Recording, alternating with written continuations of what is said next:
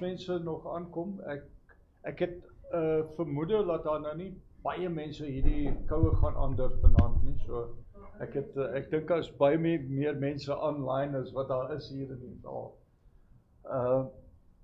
Ek wil net eerste plek vir almal baie dankie sê wat wel die moeite gedoen het om uit te kom.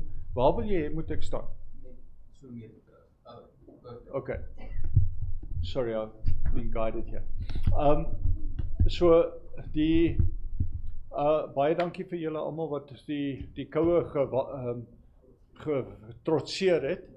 And yeah, we really do appreciate our physical audience as well as our online audience. As you know, we do have an online presence as well. So yeah, well, first of all, okay, I'm going to just switch over to the agenda quickly.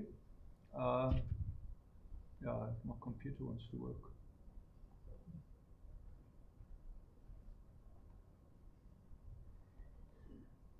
Okay, there's the finance agenda, finance sakelys. Opening. Zain, wil jy vir ons die opening doen? Asseblief, ek sal dit waardeer. Ons Vader, ons sê vir dankie dat ons vanaand saam op mekaar kan kom. Dankie dat U ons die krag en die energie gee en die seën, Here, om ons te beëindig vir dit waarvoor ons lief is. Dankie van die hand van bewaring wat vir U en elkeen van ons is. Ons wees in hierdie vergadering vanaand. Ons vra dat die Heilige Gees vir ons sal trek en ons pad vir ons sal leidsaam maak. Al hierdie dinge vir ons wat dienste nie, maar net vir U. Baie dankie, Zain. Lynn, how are you going to work this? Ek dink ons gaan honderd skryf. Okay. Gaan jy vir my 'n plan uitwerk? Okay. Okay, verwelkoming, baie welkom almal. Baie welkom almal. Verskonings, ek het ongelukkig vanaand Pieter Dupree, ons voorsitter, is hy het vir my omtrent 4:30 het hy vir my gesê hy is op pad, maar die man is so siek soos 'n hond. So ek het vir hom gevra asseblief hy moenie uitkom in die koue want dit is al klaar in sy longe in en alles. So hy het nou besluit hy gaan nou by die huis wees. So hy maak asseblief verskoning en Jolandi sy het verskoning gemaak en ons sekretaris, nee, Afrikaans, male, Marius de Vos, he's out of town at the moment, so he also apologized. So, yeah, I think that's about it really. Nuwe lede, is hier nuwe lede? Jy nie nuwe lid? Mooi man. Okay, kan jy net jouself vir ons voorstel? Wie is jy, wat doen jy? Oorgeplaas van die Limpopo-missie na Hartbeespoort. Ag, baie welkom. Is jy nou, bly jy nou in Bloemfontein? Ek bly in Bloemfontein, werk nog steeds al voor. Ja. Werk een week van die huis af, een week van voor. Okay, bietjie van 'n verandering, bietjie aanpassing, nee. Okay, don't worry, this is your first winter, you'll get used to it. So is glad nie ander nuwe lede. Ek sien meeste van die gesig. Okay, notiele van die vorige vergadering. Ek gaan hom gou opsit.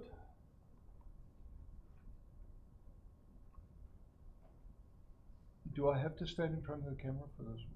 Okay. Ek gaan net vinnig deur hom bly. So daar was die verwelkoming, nuwe lede, presensie. Asseblief almal wat hier is, maak doodseker dat julle nou by Belinda daar draai maak dat julle presensie invul. Okay, die notiele van die vorige vergadering. Hy is voorstel deur Manie van der Byl en sekondant deur ek. Nuwe sake, die buffeljag kompetisie, ons gaan dit nou weer gesels vanaand. Kamoufleerdrag, kolonel Isak het vir ons van die polisie se kant af die wetlike of die wetlike implikasies van die dra van polisie kamouflering vertel. Ek het probeer om, ek het 'n vriend wat vir lank in die weermag was, hy was ook maar deel van hulle legal team, maar ek kry hom nou nie in die hande op die stadium nie, net om te hoor wat is die implikasies in want met die weermag camo. So, but I haven't been able to establish anything yet.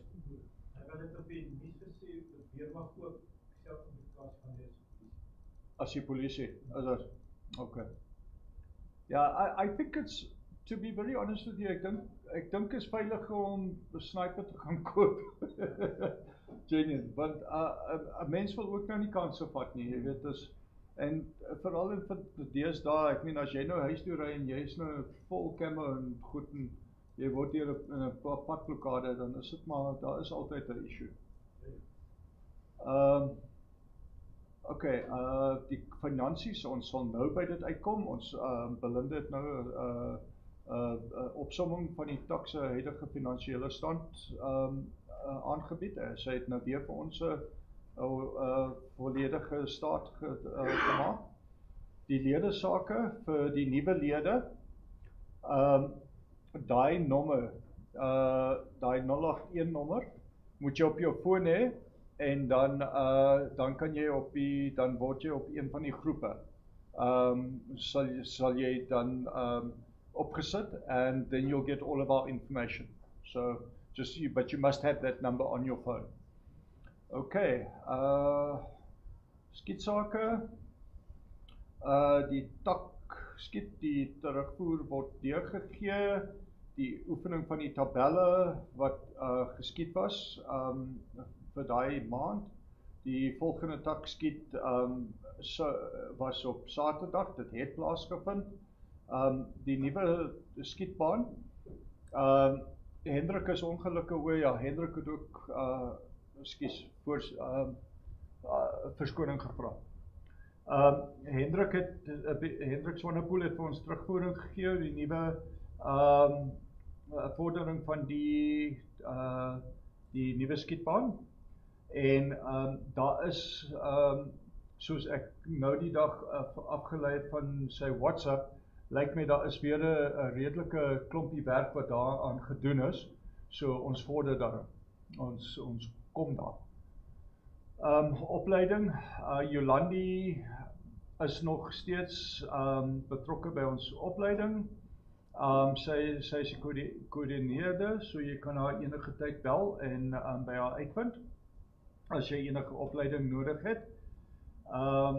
Crown National, okay, nie een van hulle is hier vanaand, Jaco het nou, hy het gesê ongelukkig, hy het laasweek dinsdag het hy hier opgedaag, en toe sit 'n hele ander vergadering aan die gang, so hy het net gou die pakkie kom afgee, daar gaan 'n lysie die ronde doen, en vul asseblief jou naam in, en dan gaan ons so lucky draw hê, op die einde van die tyd, en dan hierdie pakkie, ek het gesien, dis nogal baie oulik vanaand, hoor. Hier's garlic, barbecue, garlic seasoning, hier's 'n groot spice ding, hier's tot darms in, ja, hier's dit is genuine en baie nice pakkie, hoor. Sê weer? Ja, ek sal jy sê, vooral die darms, hoor. Okay, dan die veerwild, ek het nou 'n aanbieding gedoen oor die wetlike aspekte en die bietjie van die veerwild vertel, gelukstrekking en dan die afsluiting. Is daar iemand hier wat laas maand hier was, wat vir my kan voorstel en sekondeer? So jy voorstel, sekondeer?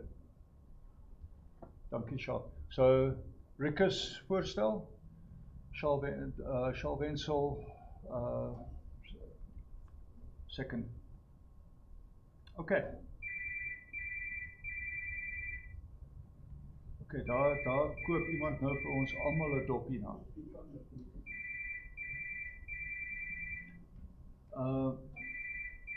Okay, nuwe sake, die buffelkaartjies. Daar is buffelkaartjies te koop. Dis 'n R100 per kaartjie. Hallo oom. Die kaartjie is R100. Volgens okay, so ons kry 2 doppe vanaand. Moet vir my reg. Die buffelkaartjie is R100 per kaartjie.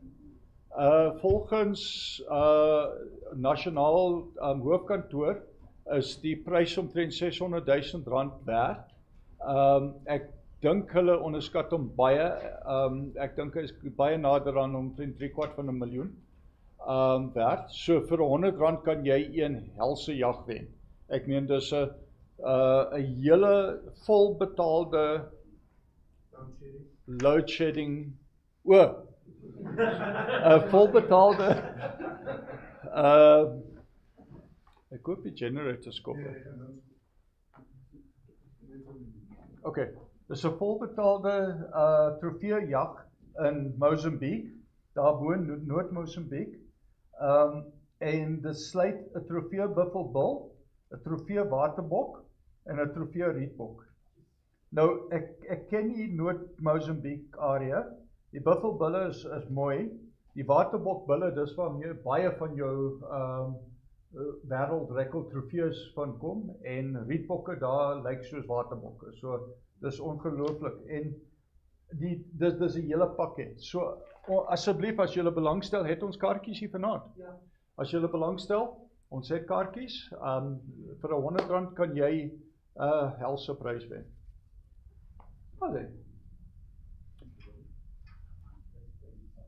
Okay. Die president skiet, ek dink op die stadium, ek dink nie ons daar's veel te sê oor die president skiet. Dit is nog 'n wording tipe storie, so I don't think there's anything to really talk about on the president's shoot. Then let's go over to finances quickly.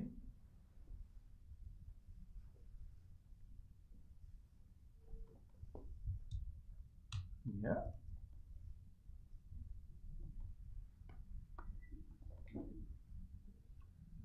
Okay, baie dankie vir Belinda vir die opstel van hierdie. Die opleiding, daar's 'n inkomste en uitgawes staat. Die opleiding inkomste vir die maand, dit is tot die einde Mei, né? Ja, dit is van einde April. Einde Mei. Ja. Dis my. Okay, so in totaal ons inkomste is R12,170, waarvan ons skiet daar maar die groot meerderheid daarvan opmaak. Ons uitgawes, weer die skietbaan se huur en goed is weer een van ons grootste uitgawes, maar ek dink nie ons moet dit beskou as 'n uitgawe, want dit is 'n diens wat ons aan ons lede lewe, so dit is maar ongelukkig noodsaaklik. So die balans of die wins wat ons vir die maand toon is R5,300. Lynn, you don't have a statement? Daar's hulle. Okay, so die geldmaakse, die beleggingsrekening op die stadium staan op 480,000, ja, jeez, amper trek ek 'n zoom op myself. En die checkrekening staan op R15,700. Okay, dit is die state. Is daar enige vrae daaroor? Is daar iemand wat dit vir my sal voorstel? Asseblief, dankie Zain, kan ons 'n sekondant? Baie dankie. Freddy. Okay, baie dankie. So, dit bring ons dan op die einde van die die formele deel van die agenda, sakelys.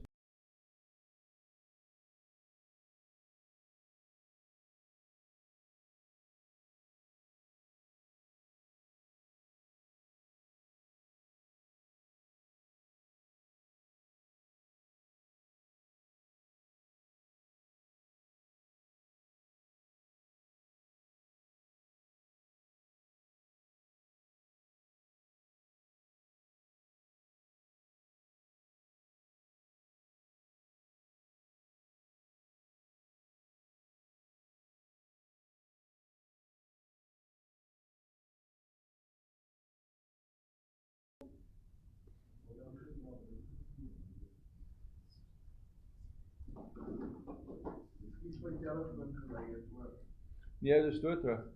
Die kroeg is net hier aan die kant. Ons sal vir jou 'n lys omstuur. Ongelukkig dink ek nie. Ja, maar ons het nie daai probleem nie.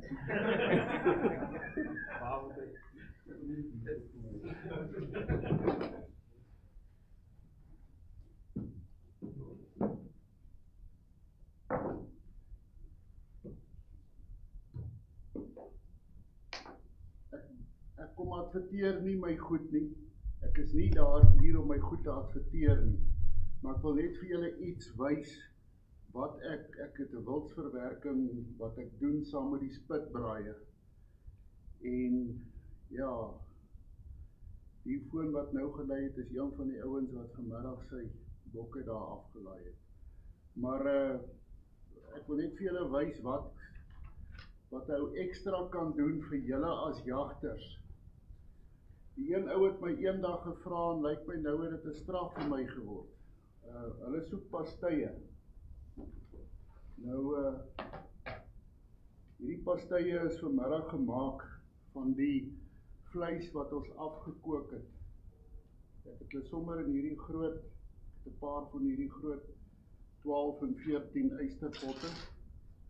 En ek het dit daarin afgekook, die bene, ek het die bene redelik groot gelos, want dan werk hulle maklik af en dan is jou kanse minder dat jy klein los beentjies kry tussen in die goede.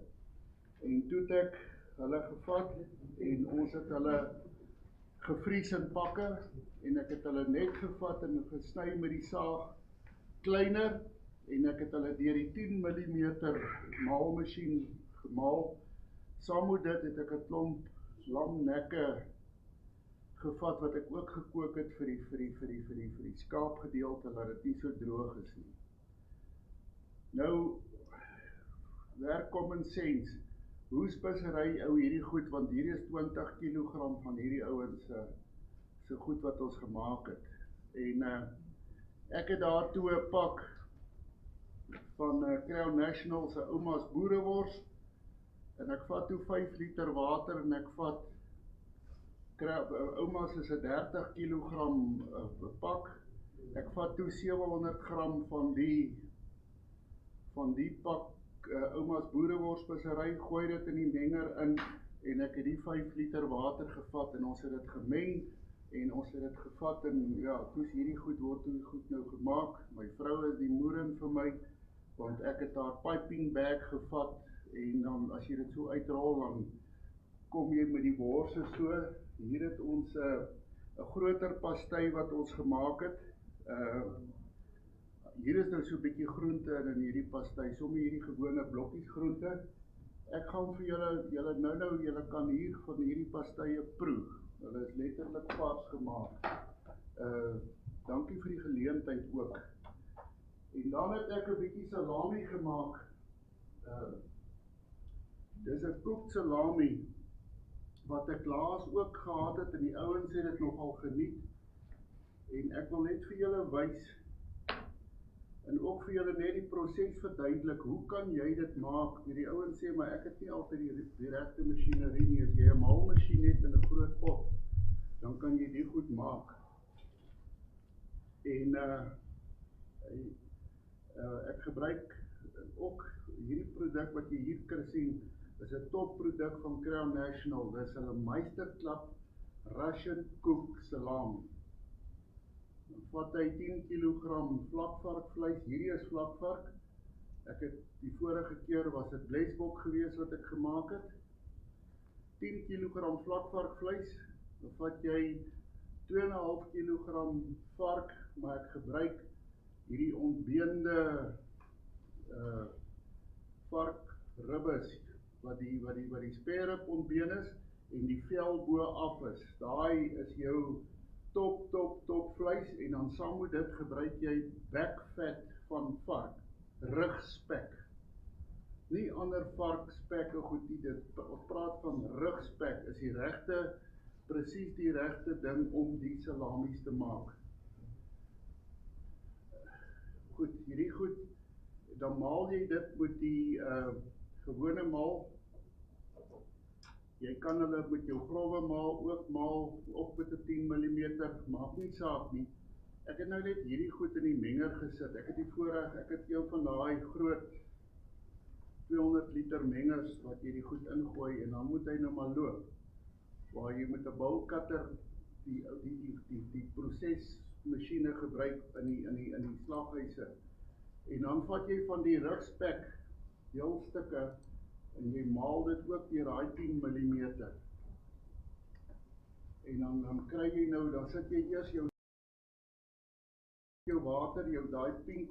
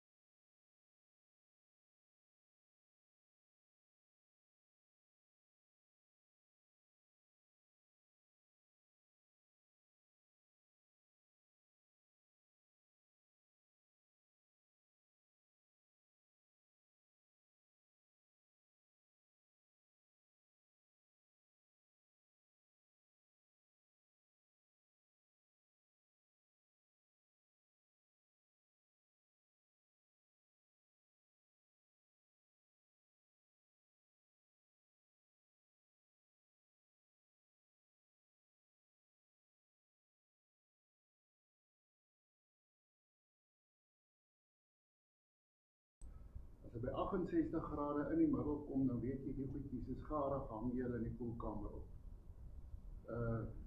Hierdie is my passie, hier is 'n paar peperkorrels in en daar's 'n paar mosterdsaadjies ook in. Ek los dit hier, ek gaan net die groot pastei terugvat, daai kleintjies, pasteitjies kan julle eet na die tyd, kom sny vir julle af van hierdie en kom proe, julle is baie welkom, dan is hier nog so 10 oor, R150 as jy nie geld het nie. Ek het 'n kaartfasiliteit sommer saamgebring vanaand, maar en dan gaan ek 30% sal ek oorbetaal na die SAJWV toe. Dankie, dis my passie hierdie. Ja, dankie.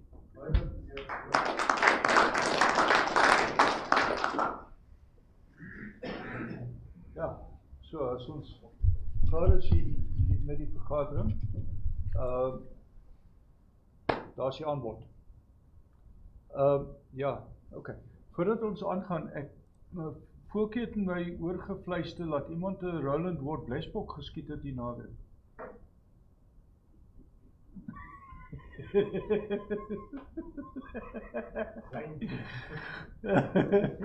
Baie geluk hoor. Hoe groot is dit? Hy is op die kop 16,5. Fantasties. Net vir die kop. Ja, mooi bok. Baie geluk. Is nie elke dag vir al deesdae hoor.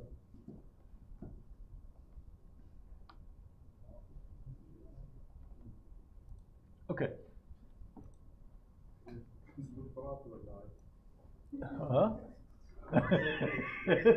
Het jy iets te sê?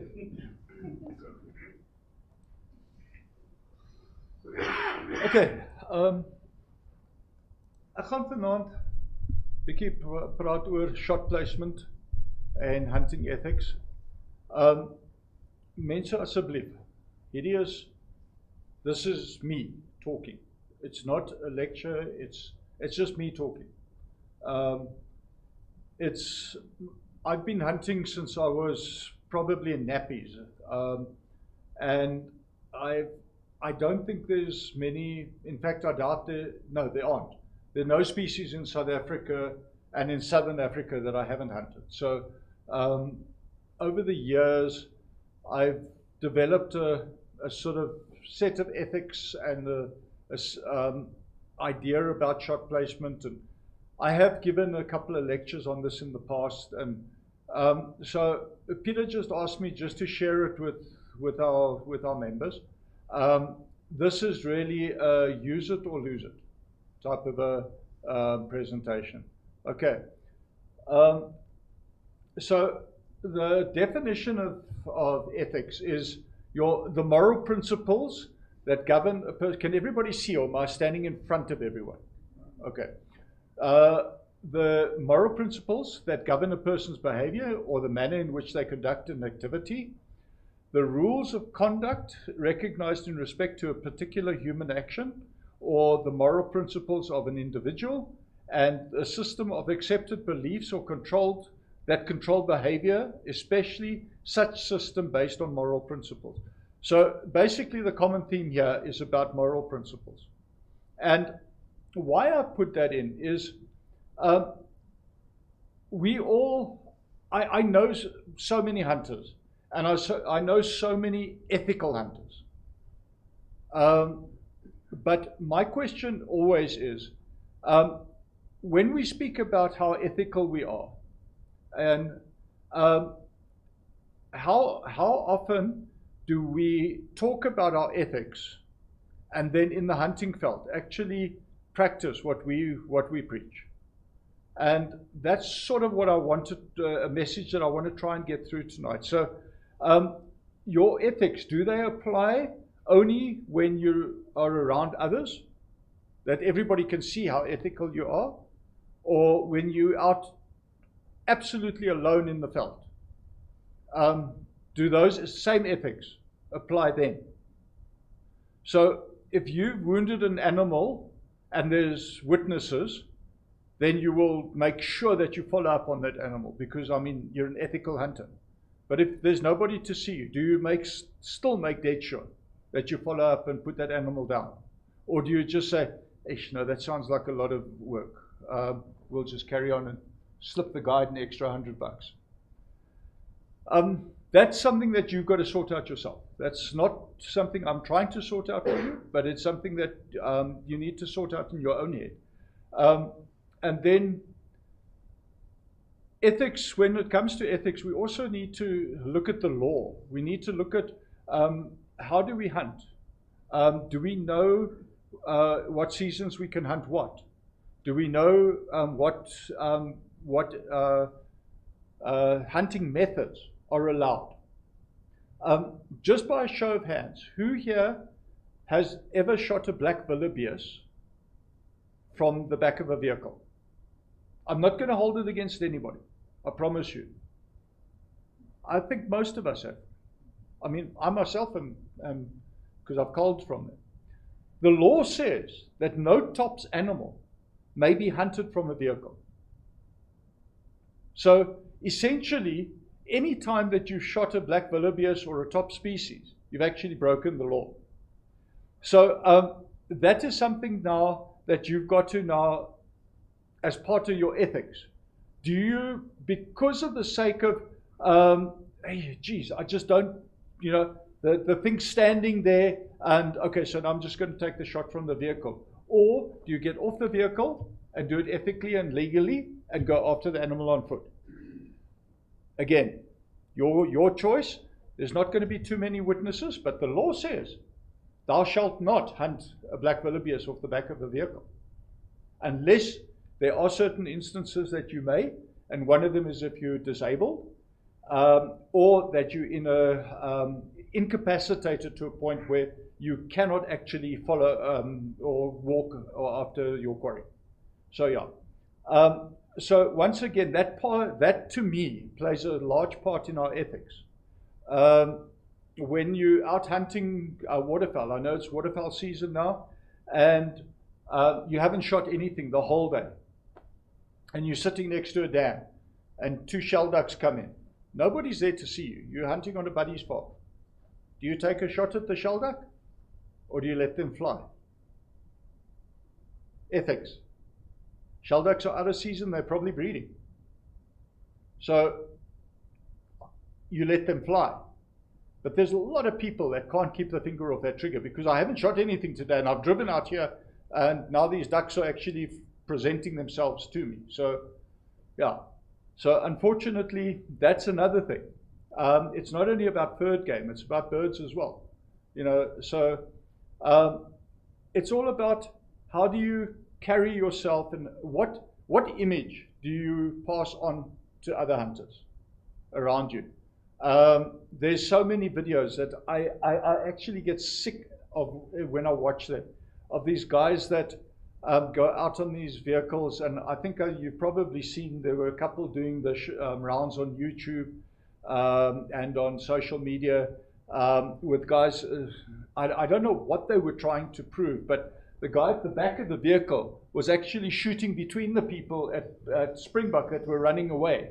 And, you know, that type of a thing. I mean, it's crazy. It's not only non-ethical, it's just damn nonsensical. It's dangerous. You're going to kill somebody. So, you know, the image that we, when we signed up with SA Hunters, I signed up many, many years ago. In a couple of months' time, I will have been a member here for 25 years. And the code has never changed. They wrote the ethics code, the code of conduct, back then, when they established, when those couple of guys sat around a table and formed or established SA Hunters. That's when the code of ethics was written. That code of the ethics, by joining up and putting your signature on that paper to say, I want to become a member of SA Hunters, you sign that code of ethics. You sign to abide by that code of ethics. Go and just go read through it. It's actually a very good document because it makes a good hunter out of you. Because it deals with firearm safety. It deals with knowledge of the species that you're going to hunt. It deals with, once again, knowledge of legislation, respect for the landowner's rules and rights. If you be invited to go and hunt on a farm, whether you pay or not, that's immaterial. If you ever want to go back there again, and the landowner said, please don't shoot in that camp at those blessed bucks, shoot in that camp at those, and you go into that camp and you shoot those blessed bucks, you're never going back there again. So respect the landowner's rules, respect his or her rights to, that's their land, those are their animals. You have a major privilege to be allowed om daar te jag. Dit is 'n helse voorreg. Mense hier in Suid-Afrika, ons is baie bevoordeel. As jy ek jag in Duitsland. Daar is dis iets besonders om daar te kan jag. 'n paar duisend rand om 'n springbok te gaan skiet en daar vat jy jou biltong huis toe. Daar, as jy daar wil jag, moet jy 2 jaar se 'n kursus loop. Net om jou jaglisensie te kry. Dan moet jy nog steeds 'n jaar apprenticeship doen, saam met 'n ervare jagter, voordat jy self in die veld mag uitgaan om te gaan jag. Dis 3 jaar. Hier in Suid-Afrika, ons word gebore met 'n geweer in ons hand. So, ons is baie bevoordeel in Suid-Afrika om te jag. So, it's something that, you know, if we are really passionate about what we do and about hunting, we need to be passionate about carrying this, what we do, into the future. Because the next generation is the generation that needs to take over from us and to keep this passion of ours alive. That's why it's been going for so long. Unfortunately, video games, and there's a lot of influence from outside on kids today, and that's why I always say, if you've got the chance to take a child out into the hunting field, even if it's to go and shoot a dove with a pellet gun, build that passion into them. If you want to pass that passion on, that's the only way you can do it. So, I mean, our grandchild was, I think he's currently the youngest SA hunter. He was 2 weeks old when I signed him up as a SA hunter member. He will become a hunter regardless of what his parents say. His granddad has spoken. Okay. So, okay, and then once again, any form of animal cruelty is condemned. These videos where you see these guys shooting the animal, and then, I mean, you can see the animal suffering, and then they stand there and they'll discuss about, you know, about the shot placement, and they'll put another shot into it. I mean, really, people, that's just beyond disgusting. Seriously, then you should not be allowed to hunt. Okay, so let's talk a little bit about success in the hunting field. You've got to know and understand your personal abilities.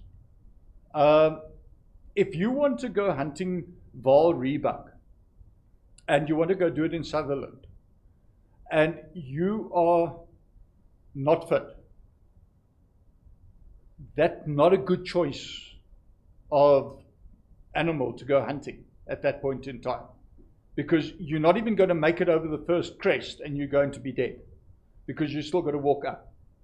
So what I'm saying is, know your personal abilities and know what you're capable of, especially with your shooting experience and your marksmanship. Ja, ek ken baie ooms wat springbokke op 500 meter met 'n 303 oop visier in die kop geskiet het in die hardloop. Jy sal nie glo veel van hulle ken. They are really, especially out in the Karoo, those guys are unbelievable. Until you actually get around to the nitty-gritties, and then they couldn't hit the barn door from the inside.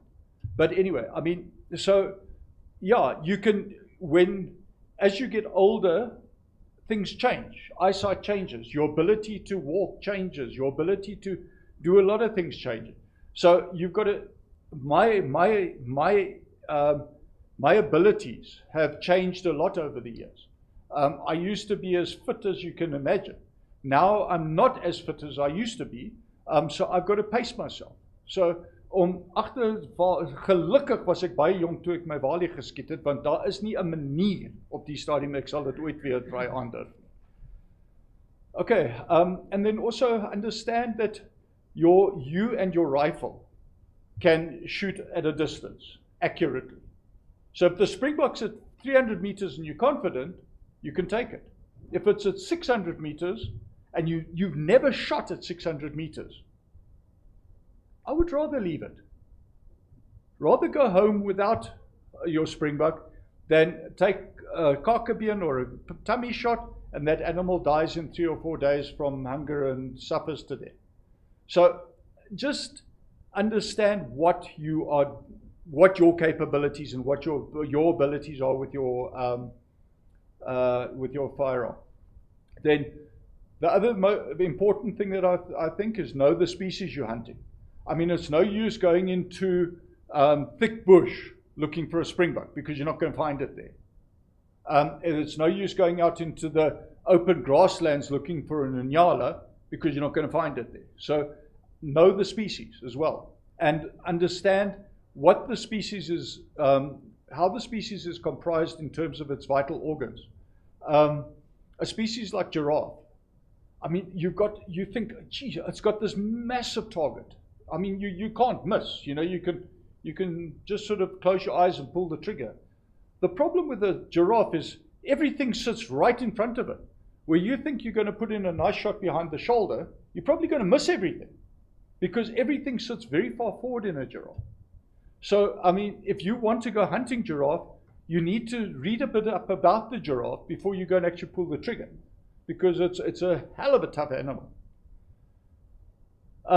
Know your firearm, again, and know what it's capable of. I think we've got there. And understand the ballistics of your firearm. What does it do? I've seen so many people, they go to the range, put in a target at 25 meters, take 3 shots, looks good. Now we go hunting.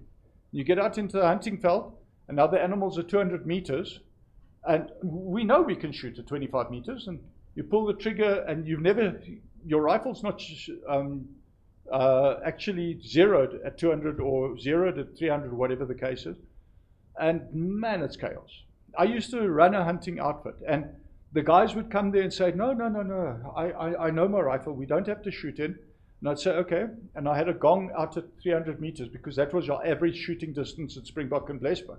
And I said, it was not a small gong, it was 12 inches. And I'd say, okay, so just from the bench, just put a bullet onto the gong. And then we would go back to the range and we would sight in the rifle properly because they couldn't hit the gong, because they'd never shot at 300 meters. And the rifle was zeroed because they've just come out of the bushveld, it's zeroed at 50 meters.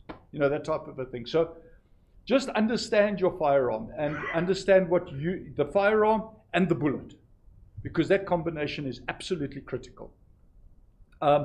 Remember, we live on a planet with gravity, and that's where ballistics comes into it. A bullet, if you shoot it, doesn't just keep going. It actually has a very strange trajectory. And I know 90% of us know this, but there are a lot of people that actually don't know that your bullet exits your firearm and then drops off. So if you zero it at 100 yards, so if you are zeroing and you're going hunting at 200 meters, your bullet drop is going to be over here. So you actually at 100 yards, depending on caliber, but at 100 yards you need to be 2 or 2.5 inches high, that type of a thing. But you need to know the rifle, you need to know the bullet, and you need to know what it does at that distance. So that's something everybody seems to think that you shoot like in a straight line. I know, especially beginner hunters, they don't grasp the concept of this bullet is not just going to go on indefinitely until it sort of circumnavigates the world and comes and hits you in the butt. That's not going to happen.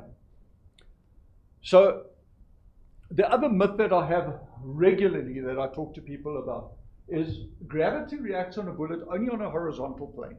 It does not react on a vertical plane. And that's a lot of, I've been with so many hunters, and we'll be hunting uphill, and they'll say, okay, if it's an uphill shot, then you aim low. And if you're shooting downhill, you aim high. That seems to be a standard myth amongst hunters. So it's only the horizontal distance that gravity has the effect on, not the vertical. That's why a lot of your rangefinders today will say distance to target is 300 yards. Distance to shooting distance is 180 yards. That's the difference in the triangulation because of the degree. So in Germany, they have a brilliant rhyme that says, Bergauf und bergunter, halt immer drunter. Okay, which basically means uphill or downhill, always stay underneath. That's in the direct translation. But essentially, what it means is, if you're shooting uphill or you're shooting downhill, you're always going to shoot high. So always aim low. Simple facts. A lot of people don't know it. Probably everybody here does. But it is something that a lot of people can't get into their head. Okay, shot placement. When you shoot it, aim to shoot through the animal, not at the animal. Why I say that is, when we shoot at targets, we go out onto the range and you've got a Springbok target at 200 yards. It's a two-dimensional thing that's hanging there. So if you shoot it nicely here, it's perfect. It's a great shot. I mean, you get a fear bull and you get your 30 points, whatever. The problem with it is that animals are not two-dimensional. They're three-dimensional. And we shoot at targets. You go out onto the range and you make sure Okay, it's absolutely perfectly square to the shooting bench. And then you go and you practice. That's fine, because you know where you're shooting. Problem with it is that there are very few animals in life that when you go to shoot them, that they'll say, okay, Freddie, I'm ready. So, the big thing, they move around a lot as well. And unfortunately, on top of all of this, you've got weather conditions, you've got wind and everything that you've got to play with. So I couldn't grasp this whole concept of shooting through the animal. I was very fortunate to have an incredible mentor. And he was the one that kept telling me, you don't shoot at the animal, you shoot through it. What we did was, he got a big box. Okay, I can't remember what was in the box. And he stuck a picture of a springbok onto the front of it. And then on the back side of it, on the exact same measurements, he actually measured it out on the front side where he had stuck the springbok target. And on the back side, he stuck it, but with the blank side obviously on the outside, so that they sort of mirrored each other. Okay, so now we had two springbok targets at a distance of about that apart, which was approximately what a springbok is. And then he went and put it out at 200 meters, and then took me around and let me shoot at it. You cannot believe where you think you should be aiming, and then you go and have a look at the effect on the other side of where you actually aim, and where you should have been aiming. So that's where it dawned on me that when you shoot just at the animal, you're not shooting at the vitals. You're only shooting at a spot here. What you need to do is you need to shoot at the inside of it. And that's why he drilled this into me about shooting through the animal. So in other words, the greatest, when I'm in the hunting field, my rule of thumb is no matter what angle the animal's standing at, I always shoot to hit the offside leg. I hunt a lot for trophy. So, I mean, meat is, yes, I use the meat, but if I lose a little bit of it, it's never a major issue for me. So, no matter what angle that animal is standing at, I shoot to hit the offside leg. Because even if you're shooting right through behind the ribs, and it's standing at a bit of a bad angle like that, and you aim at the offside leg, you're going to go through vitals. And you're going to kill the animal very quickly. If you don't, the chances are you're probably going to put a gut shot through it. So, yeah. So always aim to shoot through the animal. Okay, there's just an idea. That's what I flipped it, sorry.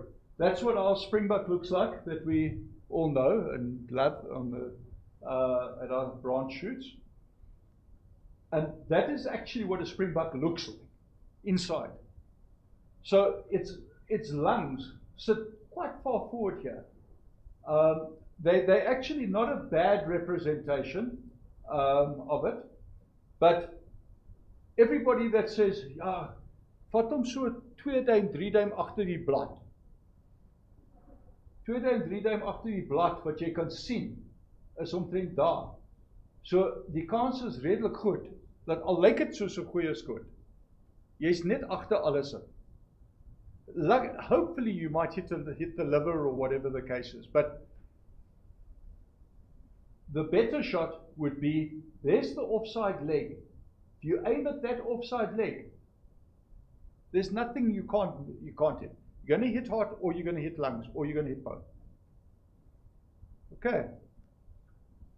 This is a guide that I took out of the German hunting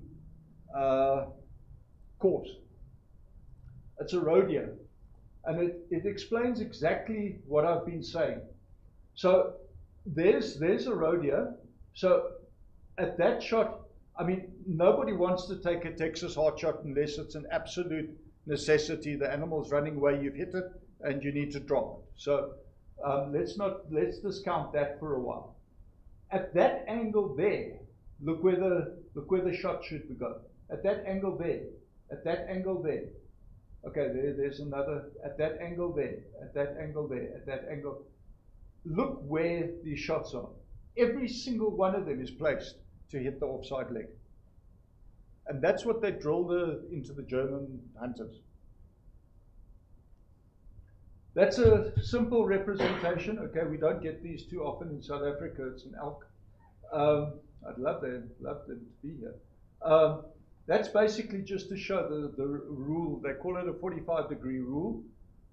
If you further than that, this side, or further than that side, you've got to be very careful about your angle, especially a frontal shot, because very often you go through between the shoulder blade and the rib cage. It happens so often, or very close to it, and you hit no vitals. And believe me, that animal's going to go forever before you eventually get it dropped. So I always say, take a 45-degree angle through it. If you can see the offside leg, then you take the shot. If you're shooting directly from the front, sometimes that wouldn't make sense, but obviously then you're going to have to adjust your aim to make sure that wherever, if it's standing on with chest facing you, where you are over in front of it, you're going to have to adjust your point of aim to make sure that the bullet enters at the right angle. Because if it's standing slightly quartering and you aim directly for the center of the chest, the chances are you might miss everything that is. You might be lucky and hit something vital. The chances are pretty good that you might not. And then unfortunately, then that animal just goes forever. Okay, that's our blue wildebeest target for the SA hunters. That's just the overlay with all its vitals in a different position. There's its offside leg. Once again, in this position, aiming at that offside leg, you're going to take out the back end of the heart here, and you're going to take out lungs. That animal's going to run 30 meters and is going to drop. So it just makes sense, that offside leg rule. There's an impala, same story. Okay, this one now would be, obviously its leg is now slightly forward, so aiming at the offside leg would still make sense, because you're going to go through lungs. But if you realize that, okay, this thing is now almost in a walking stride, then you know that the heart is going to be slightly further back, so you can move your bullet back an inch or two, and then you're going to strike vitals.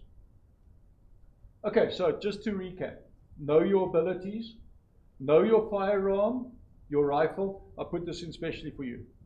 Know your bow, know your quarry, inside and out. Okay, in other words, behavior, what it looks like inside, where its vitals are.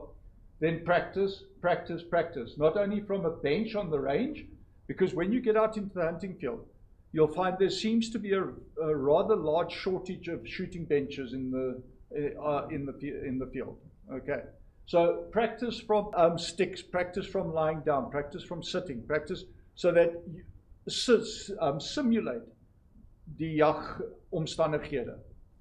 And then again, practice, practice, practice. This is the only way you will become comfortable and competent with the rifle that you're using. I know a lot of us own a lot of rifles, a lot of different calibers, and I have a couple of favorites, but I have quite a few rifles, and I'll grab one out of the cupboard or out of the safe, and I'll go to the range, and I'll hardly hit the target. Then I'll suddenly realize, okay, but this isn't my 300, this is the other one. And now you've got to have a total mind reset, because everything is different on it. So know your rifles, know whichever rifle you're taking out, make sure you're comfortable with it. It doesn't help going out with a 375 with your 8-year-old son and telling him or her daughter to shoot a springbuck with a 375 rifle.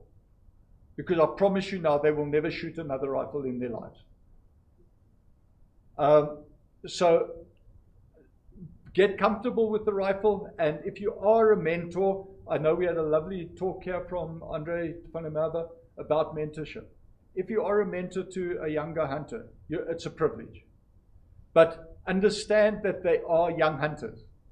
Understand that things like a 375 and a 300 Win, 300 H&A is going to kick them, and they're not going to love you after that, and they're not going to love hunting after that.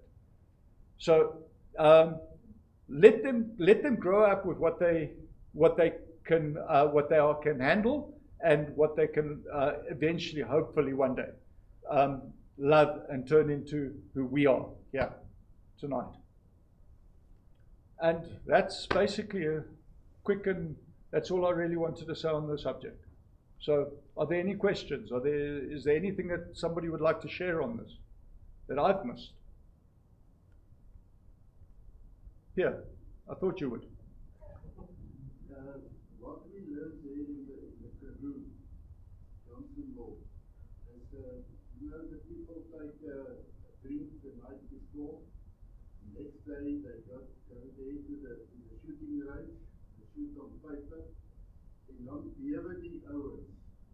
En hy het nou nog 'n vriend se geweer geleen, en hy het 'n jaar laas geskiet of 3 jaar laas geskiet, en hy weet nie, en nou kom hierdie ou te 303 by hom, en daai ou het daai verskriklike tyd op die aard, en hierdie ou het hierdie snaakse goeders, en nou staan hierdie ou hel, maar ek kan nie, weet, sy selfvertroue is glad nie. Wat ons daar gebeur het, en vir die ouens gesê, vergeet van die papierskiet, gaan na 100 meter toe, en jy sit 'n klip so groot soos jou vuis neer, en jy sê vir die ou, skiet die klip. As hy die klip raak skiet, dan weet hy, maar die geweer is reg, hy hoef nie verder te worry nie. Maar as hy op die papier gaan skiet, dan sit hy, want hy kan nie eens die politiek sien daarvoor. Dis maar net iets wat Yeah. The other thing that what we must also remember, pinpoint accuracy on the bench is lovely. It's great. It's really, I mean, nobody feels better than at 200 yards and you put 3 bullets basically through the same hole. I mean, we all feel wonderful about it. But in South Africa, there is nothing that you can't kill if you can hit a 6-inch disc at a distance. And that's what I always try and get through to hunters. If you can hit a 6-inch disc at 300, 400, 500 meters, you can shoot anything in Africa, you can kill it.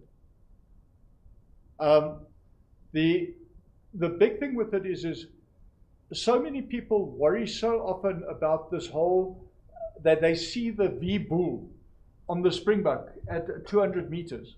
And everything, I don't know, their brain just seems to shut down. They get bokkoers, all sorts of things. The rifle starts doing that. And then I say to the guy, listen, rather let's leave that one, we'll find another one just now. That type of a thing. I've seen the most amazing marksmen I actually hunted with a guy that was SAS, he was a sniper. And the first animal that he wanted on his trophy list was a steenbok. And we got into the veld, and this guy got bokkoers like you would not believe, that rifle was actually on the sticks. It was doing this. And I eventually said to him, listen, we've got 10 days. Let's take it easy. And we went back to camp, and we had a couple of beers, and we had a braai. The next morning, he had settled down, and you can't believe, I mean, that guy, honestly, could take out a steenbok at 2,000 yards. I mean, he was just that incredible. But at that moment, his brain just shut down on him. So yeah, I mean, it's true. You do, the human emotions play a big role as well. Okay, anything else? Anybody else? Any other questions? Okay. It's just basically a comment. Nothing more further than the truth about marrying your ability with that of the rifle as well. We see a lot of these WhatsApp, TikTok videos of guys shooting in excess of 1,000 meters just because he doesn't have kids on his rifle. Yeah. And most probably those things have been enacted over a period of time, and it took him a couple of shots to perfect them. Now there's a lot of pressure on a lot of young hunters Yeah. that actually want to do that for bragging rights. Yeah. But actually comes back to the point when really how ethical does it become when the margin of error becomes so big. And I think the biggest thing that we as hunters need to advocate on our hunter safety. Because a lot of guys don't come home also because of that. Yeah. Guys muzzle sweeping each other on the back of a bucky and not being conscious of, how they handle their firearms. I think those are just the basics in the value system that we need to instill. Yeah. In some of the people that actually goes on our hunt with us. Yeah, 100%, Zaina. I agree. I mean, there's not one hunting season goes past that I haven't heard of somebody putting a bullet through the bucky, or putting a bullet through the floorboards, or putting a bullet through the sidewall or something, or the roof, or narrowly missing the guide on the back because the shot went off through the back window. And yeah, I agree. Safety is always a major concern, and must always be the first concern on it. And know your backdrop as well. I mean, don't shoot into blue sky. That's the bottom line, because that can cause a lot of problems as well, especially when you're hunting in a relatively small environment, like we have in South Africa, where the farms are relatively small, and you're shooting just basically over the horizon. You don't know what's over the side. There might be a farmhouse within 200 meters of it, and you miss that animal, and next thing you know, you've shot the farmer or something. So yeah, I agree. Safety is always a major, should be the very first thing in your head. Anything else? Okay. Who can we choose? Maybe our Roland Ward. Have we got a? I've got a list, but we need to get somebody outside. What? That hasn't seen the list to choose a number. Yeah, but nobody's going to remember the numbers except your number. Yeah, you'll know your own number. Okay. It'll have to be me. I haven't seen the list. Okay, you haven't seen the list. Yeah. 14. Are there 14 people?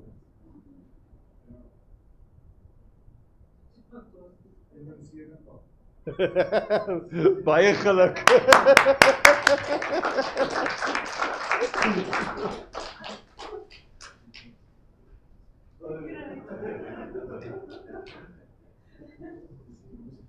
Okay, ladies and gentlemen, that's our program for tonight. Please, as Pierre said, he has some snacks that he's brought along for us. Try them out and support him. And thanks very much. Thanks for coming out and braving the cold. And thanks to everyone online.